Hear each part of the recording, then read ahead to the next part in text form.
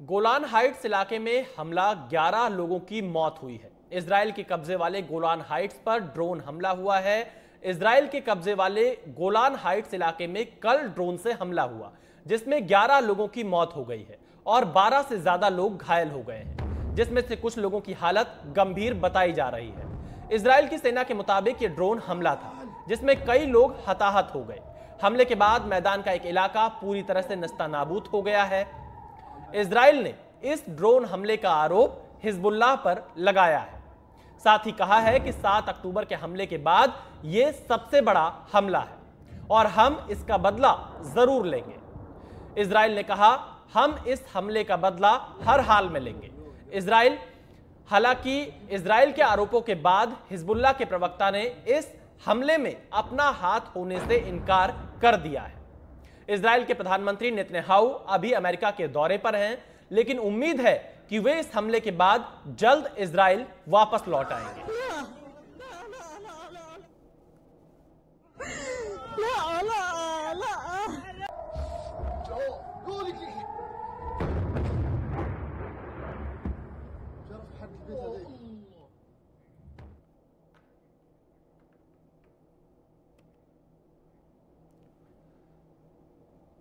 हमारे संवाददाता उमाशंकर इस खबर पर और ज्यादा जानकारी के साथ जुड़ गए हैं। उमाशंकर, सबसे पहले आपसे ये जानना चाहेंगे कि यह हमला कैसे हुआ है और हिजबुल्लाह ने किस तरह से इस हमले को अंजाम दिया है।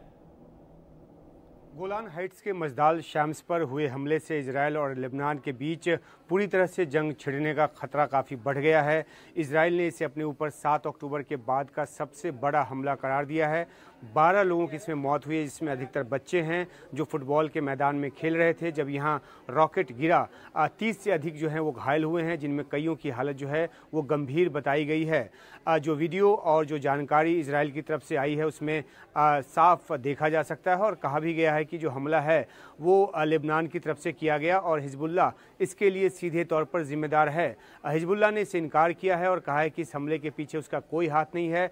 कहा कि ये जो है वो इजराइल के एयर डिफेंस सिस्टम से जो दागा गया मिसाइल है वो जो है वो फुटबॉल के मैदान पर जा गिरा और इजराइल जो है उसने हिजबुल्लाह के इस दावे को बेतुका बताया है। इजराइल की तरफ से एक जानकारी ये भी आई है कि जो प्रोजेक्टाइल्स का इस्तेमाल किया गया इस हमले में वो ईरान निर्मित है। ये जो इलाका है ये सीरिया का इलाका रहा है और इस पर 1967 की लड़ाई में इजराइल ने कब्जा किया। अब मजदाल शम्स उन 4 बड़ी बस्तियों में एक है इस इलाके की, जो गोलान हाइट्स के इलाके में अवस्थित है। यहाँ की आबादी 25,000 के आसपास है और यहाँ अधिकतर द्रुज समुदाय के जो लोग हैं वो रहते हैं। ये अरबी भाषी हैं।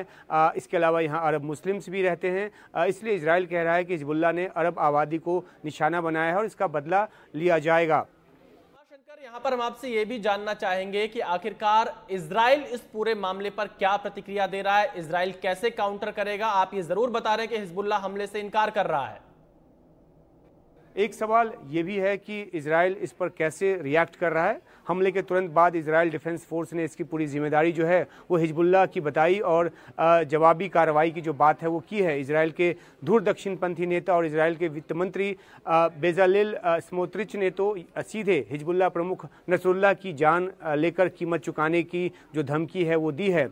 इजराइल ने दक्षिणी लेबनान में हमले शुरू भी कर दिए हैं। इजराइल की सेना ने कहा है कि पूर्वी लेबनान के विक्का घाटी, दक्षिण लेबनान में सब्रीहा और बुर्ज शेमाली के साथ साथ काफ्र लीला जैसे इलाके में भी हिजबुल्लाह के ठिकानों पर हवाई हमले किए गए हैं। इजराइल के विदेश मंत्रालय ने कहा है कि हिजबुल्लाह जो तमाम जो रेड लाइंस है उसको क्रॉस कर चुका है और अब उसे बख्शा नहीं जा सकता।